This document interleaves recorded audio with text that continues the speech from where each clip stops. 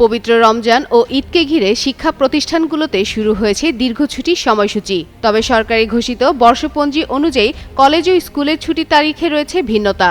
কলেজে যেখানে ছুটি শুরু হয়েছে 18 ফেব্রুয়ারি থেকে, সেখানে স্কুল ও সংশ্লিষ্ট শিক্ষা প্রতিষ্ঠানগুলোতে ছুটি শুরু হবে কিছুদিন পর। পবিত্র রমজান ও ঈদ উল ফিতর উপলক্ষে সরকারি ও বেসরকারি কলেজে বুধবার থেকে আনুষ্ঠানিকভাবে ছুটি শুরু হয়েছে।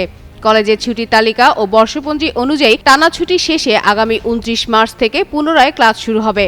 অন্যদিকে কলেজের ছুটি শুরু হলেও সরকারি প্রাথমিক বিদ্যালয়, সরকারি ও বেসরকারি মাধ্যমিক school, vocational school college, diploma institute, BMT college এবং ভোকেশনাল কলেজগুলোতে ছুটি শুরু হবে আগামী 8 মার্চ থেকে। এসব শিক্ষা প্রতিষ্ঠানেও ক্লাস শুরু হবে 29 মার্চ। শিক্ষা মন্ত্রণালয় প্রকাশিত 2026 সালের সরকারি বেসরকারি কলেজের ছুটি তালিকা থেকে এই তথ্য জানা গেছে। তালিকা অনুযায়ী পবিত্র রমজান, ঈদ উল ফিতর ও গ্রীষ্মকালীন ছুটি মিলিয়ে কলেজগুলো 18 ফেব্রুয়ারি থেকে 25 মার্চ পর্যন্ত মোট 26 দিন বন্ধ থাকবে। এছাড়া 26 মার্চ স্বাধীনতা ও জাতীয় দিবস উপলক্ষে একদিনের সরকারি ছুটি রয়েছে।